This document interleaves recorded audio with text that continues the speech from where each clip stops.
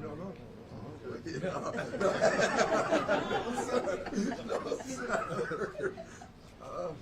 No, sir. Oh, I can start? Yes. My name is Alicia Anderson. I'm an incoming freshman, but I have graduated from Fort Dearborn Elementary School.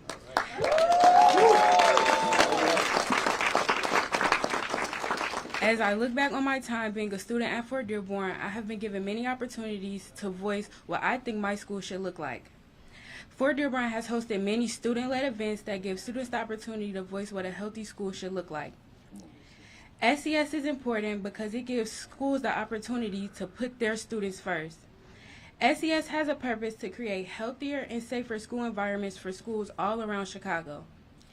As I look back on the work that I have done with SES, I have given my opinion, I have put mental health in the classroom, and I have been shown what a safe school environment should look like. I am glad that our mayor supports the work that SES is doing, and I'm introducing him at this time. Mayor Brandon Johnson, thank you.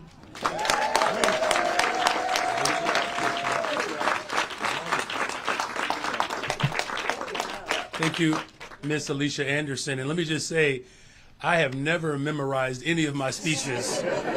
So let me see if I can do this here. No, I'm not doing that. Thank you, Alicia, for that introduction. And good morning, everyone. Good morning. It is so great to join you all today. I want to thank a few people. Our Chicago Public Schools CEO, Dr. Macklin Keene, Chicago Teachers Union President, Stacey Davis Gates, a Journey for Justice Alliance National Director and a representative on the Chicago Board of Education, District 5A, Mr. G2 Brown, and all the elected officials that are here, and all the principals, teachers, students, parents, community leaders that are joining us here this morning. When we talk about public education in Chicago, it is very personal for me. It's personal not just because I am the first mayor in modern history of this beloved city to actually send my 3 children to our public schools. But it's also personal to me because I understand that public education at the expense of the state, after all, is a Negro idea. I can say unequivocally that I have personal stake in the success of our school district. What I want for my children is exactly the same thing that I want for every single child across this city. But it's also personal because I taught in our public schools. I didn't read about it in the newspaper. I saw our school communities experience the highs and the lows firsthand. I saw how the challenge was cumbersome for our high school students. It's what they faced on the west side of Chicago. The biggest obstacle wasn't trigonometry. They weren't worried about what year the Declaration of Independence was signed. Their biggest concern wasn't the quiz that morning. They were worried about getting home safely that day. They were worried about their little brothers and sisters. They were thinking about where they would sleep at night. That was more than a decade ago, and our message has not changed because the problems have not all been solved. Back then, we said the only way we're going to truly transform our public school system in Chicago is by serving the entire child. We are never going to make any real progress until we reckon with the fact that the struggles of our students are primarily result in the fact that 72% of students are from low-income families. The overwhelming majority of our students are black and brown, and they come from poor and working-class communities. Until we start to bring the community into our schools, in fact, until our schools become community hubs in every single neighborhood, we will not see real transformation. But that's what we are so excited about today, this morning's announcement. This morning, I'm happy and proud to begin to speak to the future of not just Chicago Public Schools, but to America. Sustainable community schools is truly the future of public education, not just in Chicago, but across America.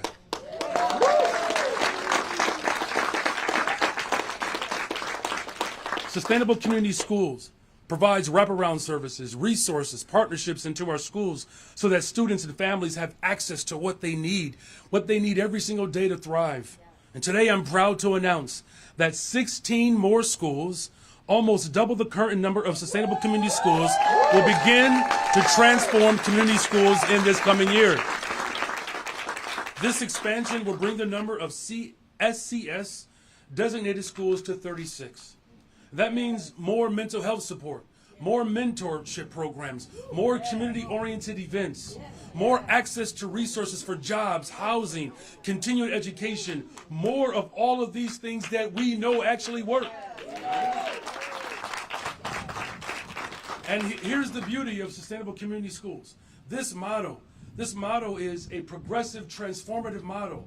It's a grassroots approach towards education reform that is tailored to the needs of each and every individual community. No more top-down privatization in the Chicago public schools and across America. It is well past time that the community actually gets to dictate what the community needs, and that's what this announcement is about today. Because each and every community knows exactly what they need. They know what their school community should look like and can look like. So they get to drive the outcomes themselves. This is not a top-down, dogmatic approach. This is bottom-up, community-level change. When we talk about investing in people, this is exactly what we mean. And when we talk about investing in the root cause of violence, this is actually what we mean as well.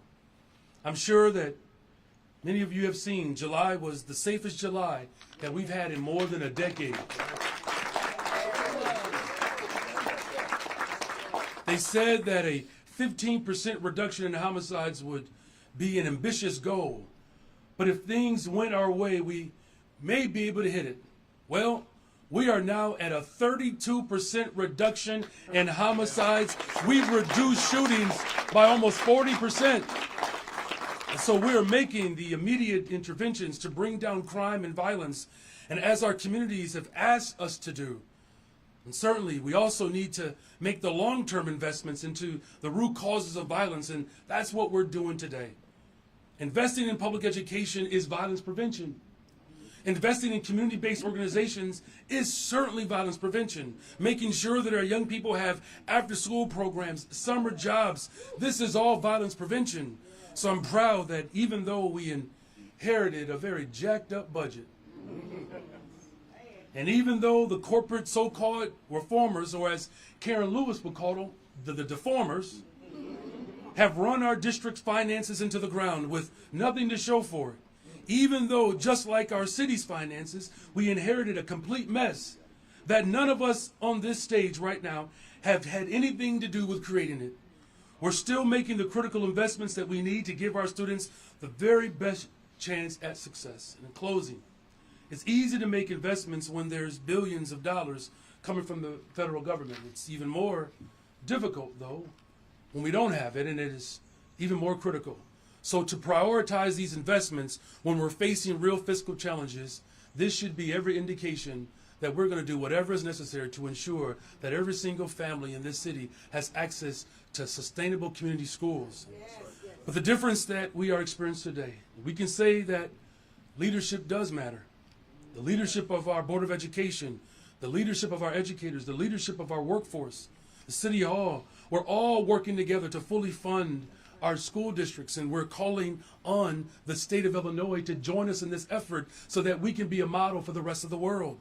71% of residents in this state have made it very clear that they want more funding for public education. 91% said that every child in Illinois has a right to a quality public education. A right, not a privilege. With this type of enormous support, there should be no reason why we don't do everything in our power to ensure that Illinois shows up for Illinoisans. In fact, as much as I appreciate Illinois helping out people from Texas, the South Side and the West Side could use that same level of energy.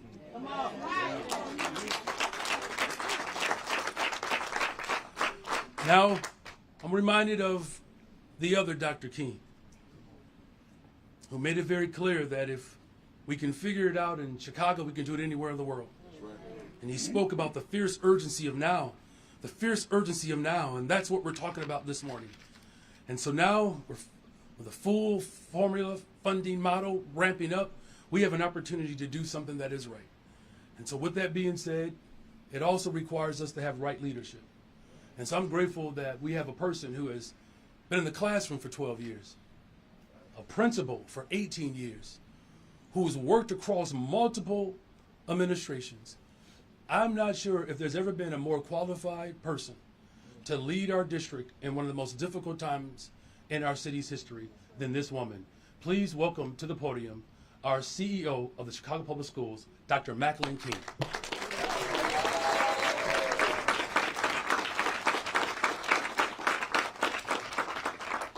Thank you, Mayor Johnson, for your leadership and continued support of our schools. And I want to thank you for trusting me with this baby. So this is the work that I just joined the fight 2 years ago, and I've been so welcomed by the village. And this truly is a village, and it's a work in progress that demands the commitment from all stakeholders.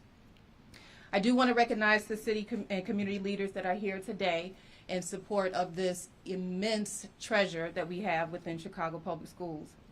Everyone is committed to doing a great work to improve the student experience for all of our students, especially our communities that are farthest from opportunity. As a former CPS student, teacher, and principal myself, my training is that I believe that students can only succeed and learn when they are supported. And that's what this village model does. It provides the support and wraparound services that are tailored to the unique needs that our students find themselves in on a daily basis. The Sustainable Community Schools model helps to transform schools into the hubs in their communities based on the needs of our families. It is a model that's specifically designed to prioritize investments in the historically disinvested communities. Most of our schools are neighborhood schools in Chicago Public Schools, and this requires the same effort, support, and resources as all other schools. And we embed community partnership with sustainable community schools, providing additional layers of supports to students, parents, principals, and teachers, and community as a whole. Expanding the number of sustainable community schools this year from 20 to 36 is a significant step forward in our investment in education. The newly 16 added schools will receive resources and partnership supports that enhance the student learning, promote family engagement, and strengthen school community ties. It is an investment in our students. It is an investment in our community. It is an investment in our future. I want to thank everyone again who has joined us. I want to thank those of you who will go along with us on this journey, and I'll now turn it over to the next speaker. Oh, I have the pleasure.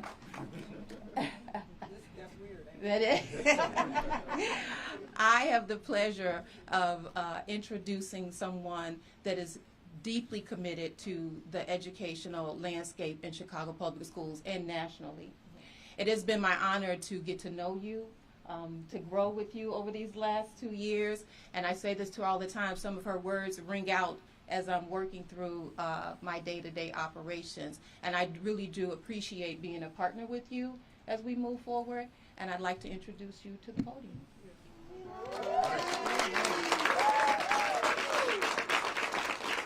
How's that for a Monday morning? Yeah. The boss and the worker. And I think it's significant. The bosses. The bosses. And the workers. Where the workers? That's right, the workers. That's right.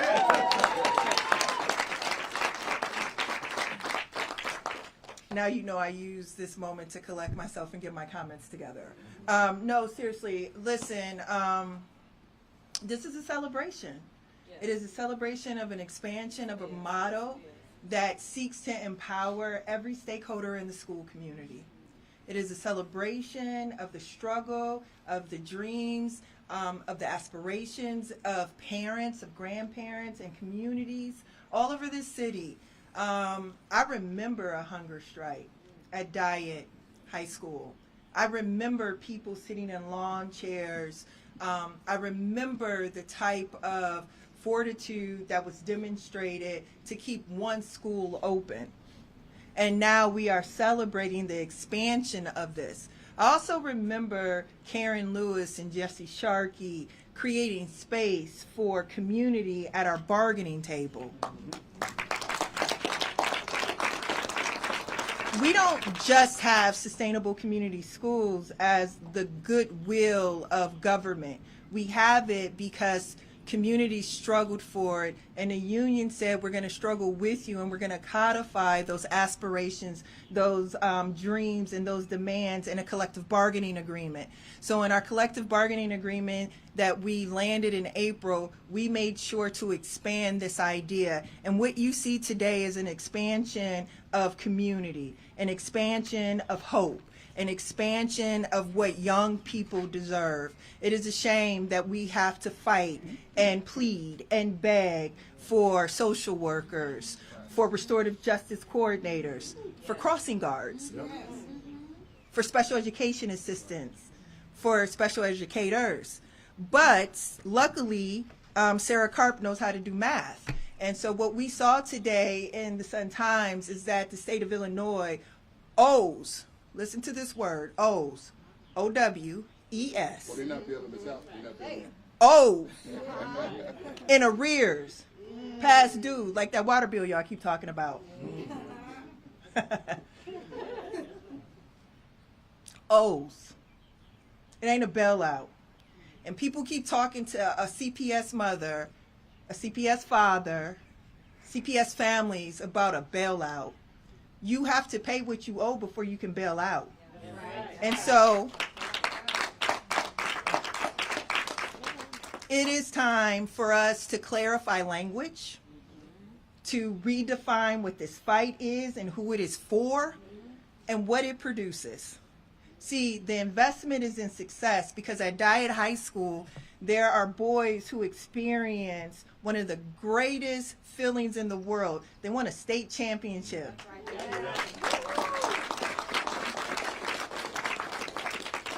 They practiced, they built team, they perfected it, and then they won something that they will forever remember for the rest of their lives. That is what school communities are supposed to provide for young people. And that is what Sustainable Community Schools does. Thank you so much. And now I'm going to bring my dear brother, who is a lot slimmer because of this fight, but a lot more powerful. Yes, indeed. We all are. Mr. G2 Brown, elected member of the Chicago Board of Education.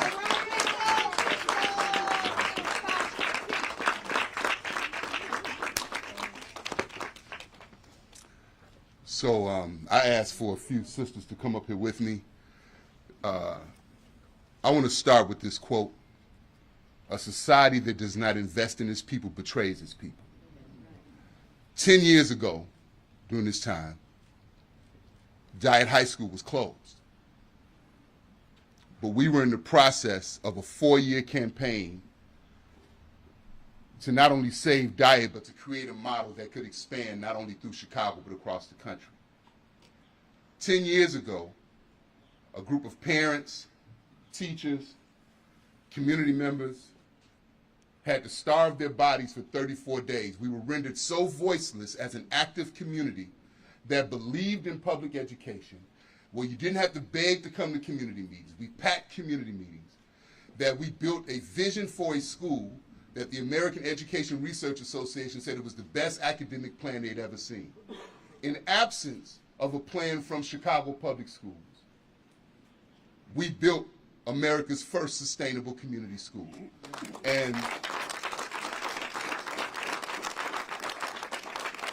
after 34 days, dealing with a mayor that did not recognize our humanity, dealing with a Chicago Public Schools at that time that did not recognize our humanity, we made sure that that school was reopened with $16 million in new investments. Today it has some of the highest graduation rates among public schools, and as my sister Stacey Davis Gates said, just won a state championship. I mean, it's really a movie, but I will share this piece that in that trying time, the mayor of this city joined that hunger strike, not for notoriety, because we understood that this was about one vision of the world versus another vision of the world.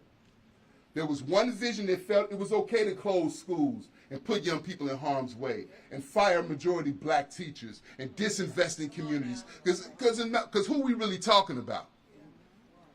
And then there was another interest that said our children are beautiful, our children are brilliant, we survive what most people can't even imagine on a day-to-day basis, and we are worthy of investment, because as Reverend Jesse Jackson Sr. says, when the playing field is level, we excel. So this vision is about not only these 36 schools, but it's also about the sustainable community schools that are emerging in Maryland, that are emerging in California, that are emerging in Newark, New Jersey, that are emerging in Jackson, Mississippi. This is about one vision of the world versus another. Our children are worthy, our communities are worthy, and we are not the issue. We are not the problem. So I just want us to understand that schools are community institutions. It takes community wisdom and academic expertise to lead to school improvement and school transformation. This is not a moment, this is a movement. Yes.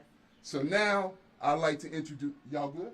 Yeah. All right.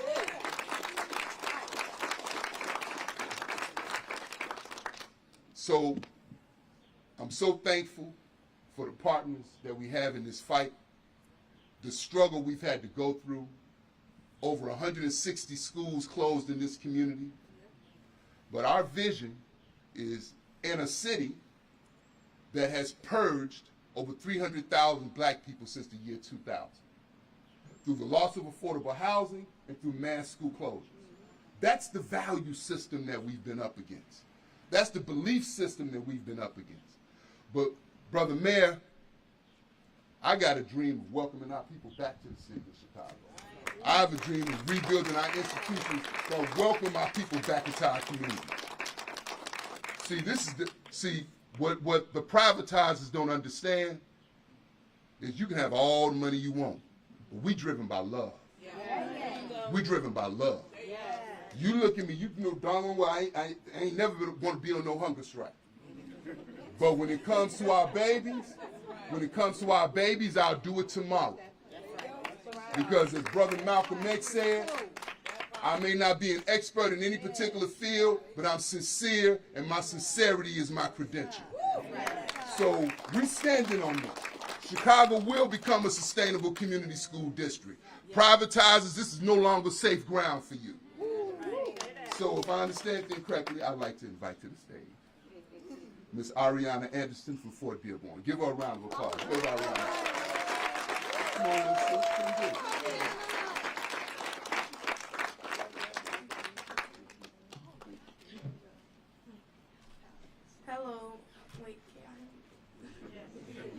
Hello, my name is Ariana Anderson, and I'm an incoming 8th grader at Fort Dearborn Elementary School. Throughout my years at Fort Dearborn, there have been many opportunities where I could voice my opinions as a student. Being a student ambassador at my school has given me plenty of opportunities to voice what I think my school should look like. SCS is important because it helps schools remember that student voice is very important if you want to have a safe environment. They have meetings about how to incorporate mental health into the classroom and also put students first. I believe SCS helps teach children about social and emotional learning, navigating their emotions in and out of a classroom. Being with SCS, I have learned not just what student voice is, but also how it looks in and outside of a school. Now, I would like to turn it back over to our mayor. Thank you. Thank you.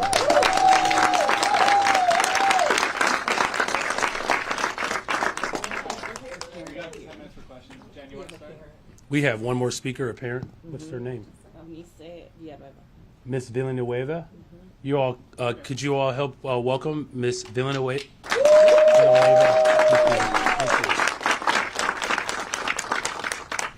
Buenos días para todos. Mi nombre es Eunice Villanueva y vengo de Brinton Park. Soy una madre de 2 hijos y así me ha abierto mucho los ojos para ser una madre más productiva y saber que tal vez nuestros hijos tengan problemas o no puedan ser escuchados, pero ellos tal vez no tienen la confianza con sus maestros, pero la tienen con nosotros como padres. Y nosotros somos la voz. Y es lo que a mí me ha hecho sentir en casa. Quisiera que muchas de las escuelas se unieran para que vieran cómo se preocupan por nuestros hijos, porque no cierren nuestras escuelas. Y lo más importante como padres son nuestros hijos. Así de que estoy muy agradecida con SES. Gracias.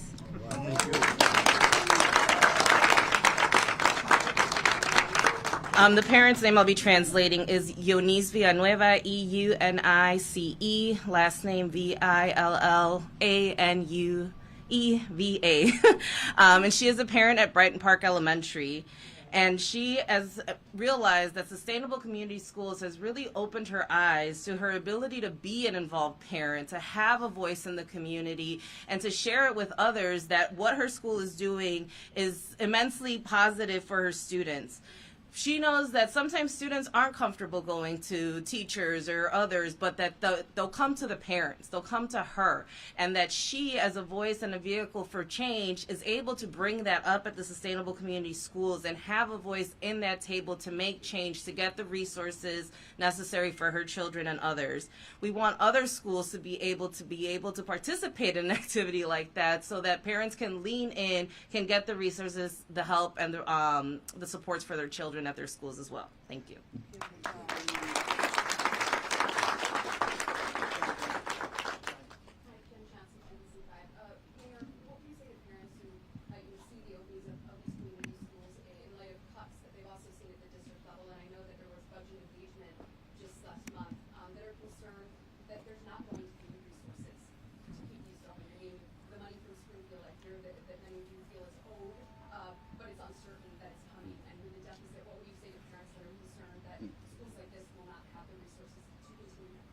Well, look, those concerns are real, and this is not hearsay in terms of what the state of Illinois has, quite frankly, an opportunity to do. Right? This is not something that, should be seen as a burden.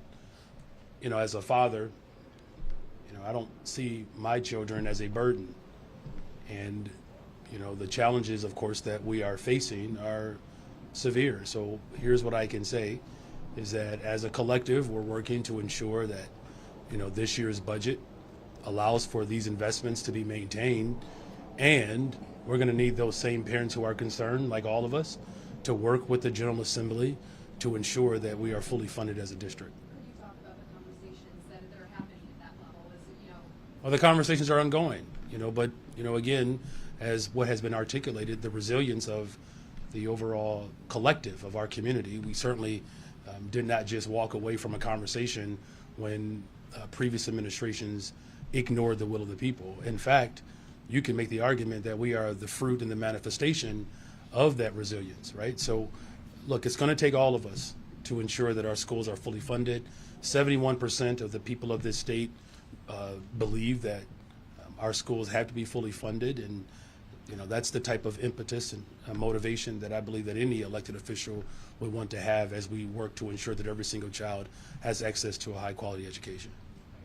It was just mentioned that Guyot High School just won a championship. Congrats on that. So how do you track the success of these schools? Is it championships, graduation rates, test scores? How do you know these schools are being successful? Well, the schools are successful when every single child has everything that they need. The success of a school is not just based upon a child's outcome. It's like, as a parent, how do you judge the success of a child without being able to have a conversation about what that parent has or possesses? So look, you can't separate the two, right? And so when all of our schools have social workers and counselors and psychiatrists and psychologists and class sizes that are manageable, when every single child has access to after-school programs and curriculum, and I understand the sincerity of your question, but it's that frame that has caused us to have disinvestment, right? Because it was those type of frames that justify shutting down black and brown schools. Here's another question: how do you measure the success of He didn't do nothing to nobody. He just, that be living his best life.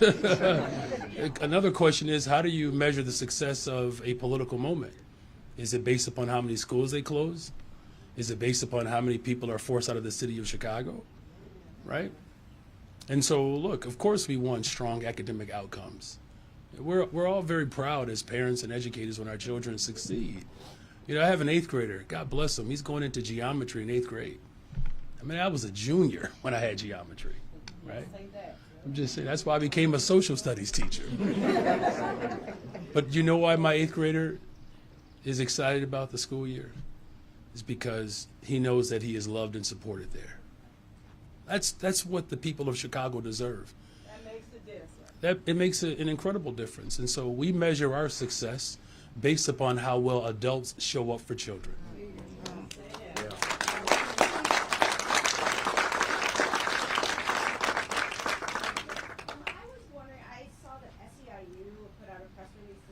Saying that 1,200 custodians were laid off on Friday, and I just wanted you to speak to how confident you are that the schools will still be clean, because that really does matter to students. No, it really does, and as you know, there's been an ongoing collective effort to make sure that, you know, we have well-paid staff and enough staff to be able to address the needs of all of our schools, school buildings. You know, look, as I said before, we inherited a really reckless, irresponsible budget. We're working through a process now to ensure that, you know, every single school building, that those needs are being met. You know, and I can't overemphasize why it's important to actually have a real partner leading our public schools. Look, we brought forth these warnings 2 years ago, and there was an opportunity to be able to put ourselves in a stronger position today. Unfortunately, that common sense approach was rejected, you know, and so now we're dealing with the fallout from that failure. And it's something that, of course, that we're going to address, and we're going to make sure that every single school building and principals have what they need. Why don't you talk a little bit about how the 16 schools that will be joining the model were selected, and also how the community partners that work with them were selected, and how the district will ensure that those community partners truly are showing up? Very well. Dr. Rideau? Good morning, Dr. Rideau Smith. Good morning. So there was a rigorous process to determine the next level or this next phase of sustainable community schools. First of all, there was a hardship index. And so again, sustainable community schools really is trying to focus and prioritize on communities, on schools that have faced systemic disinvestment. So there was a hardship index. That hardship index includes things like number of low-income students, number of students who are unhoused, and so there was a particular threshold for that. 245 schools then received the application to apply. They had to attend a mandatory kickoff or expansion meeting, and of those 245, 87 schools then attended that meeting. From that 87, then those schools were able to actually apply. There was a rigorous application process in which we asked questions about how do you engage in collective decision making? How do you engage with partners and with parents? And how do you ensure that young people have a voice at the table in the decision making of the school? And so again, they applied for that. And then we had a selection committee that was consisted of both Chicago Public School representatives, Chicago Teachers Union representatives, and also members from the community partners who have helped to architect sustainable community schools, the actual model. And so there was eyes on each one of the applications from CPS and also from CTU and our community partners. And so there was scored, each question was scored. There was a cut score that was then determined. And then we started to look at, okay, let's start to look at the demographics of these schools that have made this cut score. Let's make sure that we have black schools, schools that serve predominantly black students, schools that serve predominantly brown students, a mixture of schools that serve both black and brown students. Let's also look at the communities that these schools are coming from. We wanted to prioritize certain communities again that have been systemically disinvested. So those were schools that were a priority because the point and the purpose is to build a village. So we also wanted to look at where do we have current sustainable community schools and where could we start to build feeder patterns again, because we have lost the feeder patterns within our school district. It has become the Hunger Games of trying to find a quality education. So all of that was to the point of we want to ensure that every single child in Chicago has a high quality opportunity to attend a high quality school within walking distance of their home.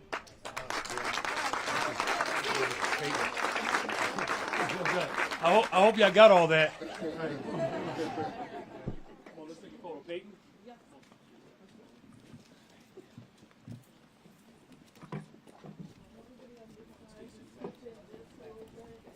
Can we get everyone to move in just a little bit?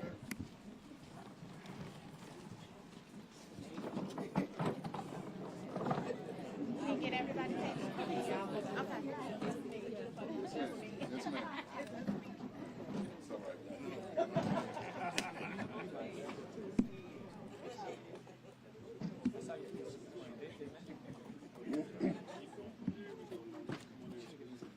There we go.